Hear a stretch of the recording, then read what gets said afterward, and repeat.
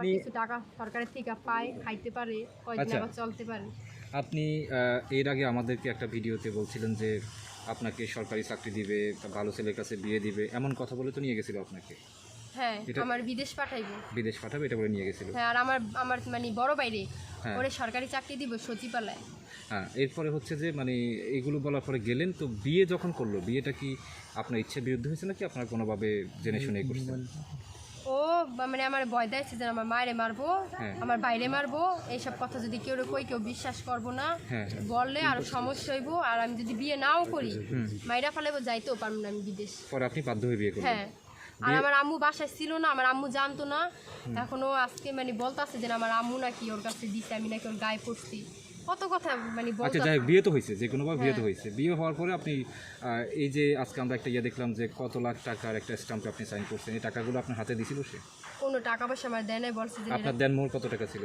5 লাখ, বলছে কোট কাবিন হইব, এই কথা বলছে। কোনো স্বর্ণ অলংকার আপনাকে দিছিল বিয়ের সময়? কোনো কিছু দেয় নাই। আপনাদের আমি রেকর্ডিংটা দিমু, হ্যাঁ, রেকর্ডিংটা শুনলেই বুঝতে পারবেন। ও আপনাকে কোনো কিছুই দিচ্ছে না, তারপরে আপনি এত বয়স্ক একটা মানুষকে কেন বিয়ে করছেন? ও তো আমার ভয় দেখে রাখছে। আপনি শুনলেন যে আমি চললাহি, তাহলে আমার 14 গোষ্ঠী জেলে পড়ব। আপনাকে যে ভয় দেখাচ্ছে এগুলো কোনো প্রমাণ আছে? আছে না, আমার কাছে রেকর্ডিং আছে না, যে আমি যদি আইসা করি তাহলে আমি 14 গোষ্ঠী জেলে পড়ব। তাই কইছে আমি আমার এইসব ভয় আপনি দেখায়েন না। হ্যাঁ, যারা অপরাধ করে তাদেরই ধরবো, আমার ধরবো। চলে আসার পরে আপনি থানায় জিডি করেছেন, তাহলে যখন ভয় দেখেছে তখন জিডি করেন না কেন? তখন তো মানে যে আমি মনে করতাম ও যেরকম ভাবে এই কথা, তাও আমি বাঁচতে পারতাম না। ওই বাসার মহিলারা ভালো দেখা, ওনারা আমার বুদ্ধি দিচ্ছে যে ও কিন্তু পরে এগুলো করবো না, স্বীকার করবো না, তোমরা কথাগুলো রেকর্ডিং করে রাখবা। ওনাদের কথা মতো ওনারা আমার সাহায্য করছে অনেক। ওরা তো দেখছে যে না আমার কতটা জ্বালা যন্ত্রণা করছে, আপনারা বিশ্বাস না হলে ওই বাসায় যে খোঁজ খবর নিয়ে। আচ্ছা, আপনাকে শুধু যৌন অত্যাচার করতো না, খাবার দাবার, পোশাক আশাক, এইসব বিষয়ে আপনাকে নির্যাতন করতো?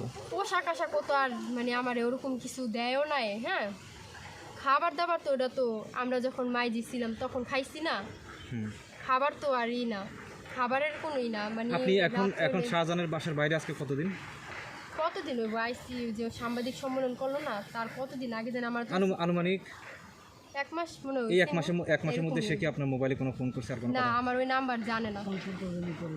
আচ্ছা, এখন শুনেন, এখন আপনার যে একটা মিনিট শেষ করে দিচ্ছি। আচ্ছা, দিয়ে দেন। হ্যাঁ, এখন হচ্ছে যেটা আপনাকে যদি একটা প্রশ্ন জিজ্ঞেস করি, আপনার যে অভিযোগটা এখন শারীরিক চাহিদা বা শারীরিক নির্যাতনের যে বিষয়টা, এখন সে বললো যে এই ধরনের কোনো কিছুই না। আমি একটু বলি, আমার থেকে একটু শুনুন।